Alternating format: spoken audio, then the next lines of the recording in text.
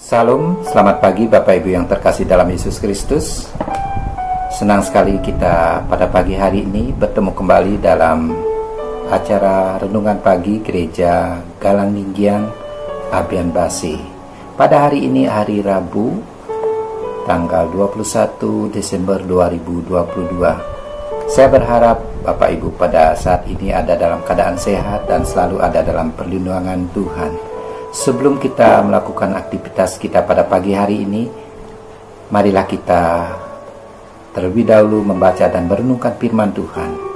Sebelum kita membaca dan merenungkan firman Tuhan, kita datang kepada Tuhan di dalam doa. Mari kita berdoa. Bapa yang di surga, pada pagi hari ini kami datang ke hadirat-Mu Bapa, mengucap syukur dan terima kasih karena begitu besar kasih Tuhan dalam kehidupan kami. Engkau telah menyertai kami sepanjang malam hari ini, sehingga pada pagi hari ini kami boleh menemui hari-Mu yang baru dengan keadaan sehat dan selalu ada dalam perlindungan Tuhan. Bapa yang di surga, sebelum kami melakukan aktivitas kami pada pagi hari ini, kami rindu untuk membaca dan merenungkan firman-Mu. Urapi setiap kami agar kami boleh mengerti dan memahami akan kebenaran firman-Mu. Terima kasih Bapa, di dalam nama Tuhan Yesus kami berdoa. Amin. Bapak Ibu yang dikasihi Tuhan,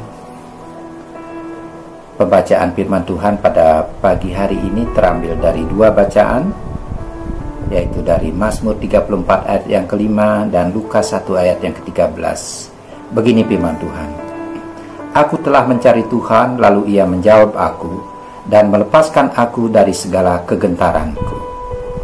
Lukas 1 ayat ke-13. Malaikat itu berkata kepada Sakaria, "Jangan takut, hai Sakaria, sebab doamu telah dikabulkan." Pembacaan firman Tuhan pada pagi hari ini seakan memberi tema betapa baiknya Tuhan.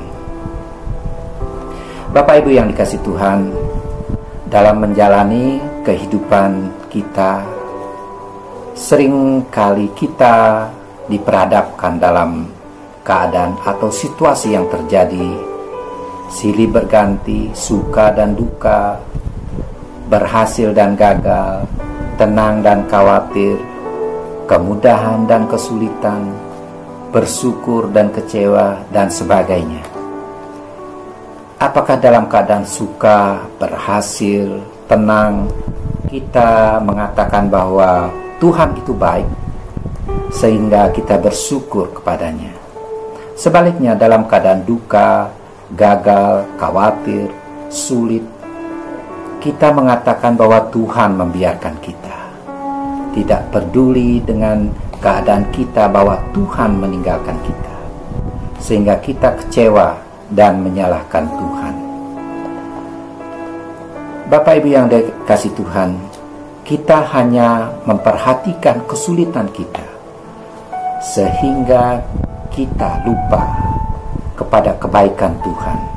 Kita sering mengeluh dan fokus terhadap situasi kegagalan dan kesulitan kita, dan lupa mengarahkan pandangan pikiran kita kepada Tuhan, dan melupakan segala kebaikan Tuhan dan penyertaannya yang sebenarnya masih bisa kita rasakan, atau sama sekali kita tidak pernah mencari Tuhan dan pertolongannya.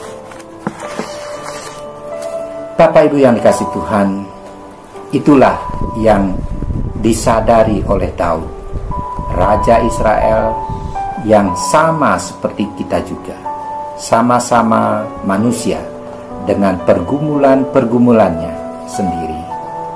Meski ia terus-menerus berada dalam situasi sulit, dikejar-kejar musuh, berada dalam bahaya, bahkan nyawanya terancam dan hendak dibunuh, Daud tidak melupakan kebaikan Tuhan yang pernah ada dalam hidupnya.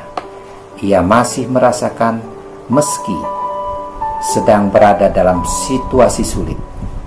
Dan pada saat kesulitan itulah Daud selalu mencari Tuhan dan mengandalkan Tuhan dalam setiap pergumulan hidupnya.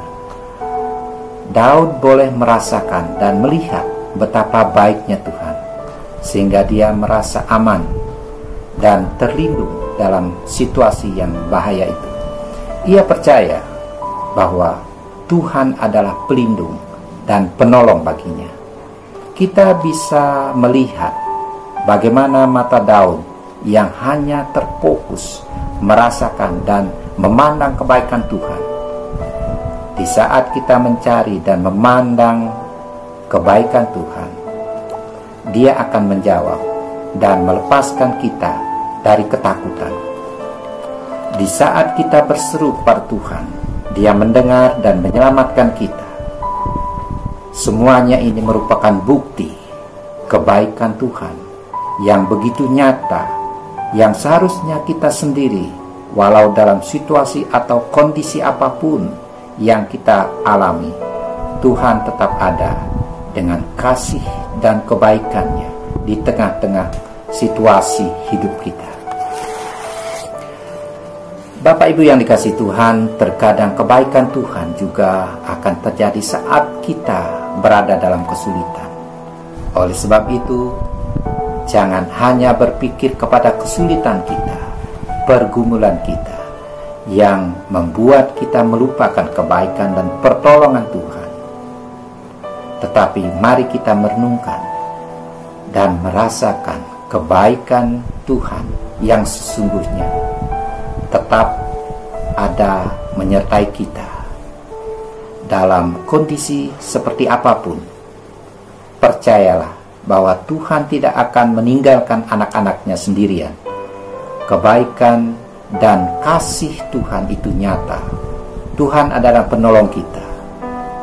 Berbahagialah orang yang selalu mencari Tuhan dan berlindung pada Tuhan. Tuhan Yesus memberkati kita semua. Amin. Mari kita berdoa. Bapa yang di surga, terima kasih atas firman-Mu yang boleh kami dengar pada pagi hari ini. Biarlah firman-Mu nyata dalam hidup kami. Karena ketika kami ada dalam pergumulan, ada dalam keterpurukan, kasih-Mu tidak pernah jauh dari kehidupan kami. Kasih setia Tuhan yang selalu ada dalam hidup kami. Engkau selalu menolong dan memberi kami kelegaan, memberi kami jalan keluar, sehingga segala pergumulan boleh kami lalui atas pertolongan Tuhan. Terima kasih Bapa atas semua hal yang sudah Tuhan lakukan dalam kehidupan kami. Pada hari ini kami menyerahkan segala kehidupan kami, aktivitas kami ke dalam tangan Tuhan. Apapun yang kami lakukan, biarlah Engkau selalu menyertai kami. Terima kasih Bapa, di dalam nama Tuhan Yesus kami berdoa. Amin. Bapak Ibu yang dikasihi Tuhan, selamat pagi, selamat beraktivitas. Tuhan Yesus memberkati kita semua. Salam.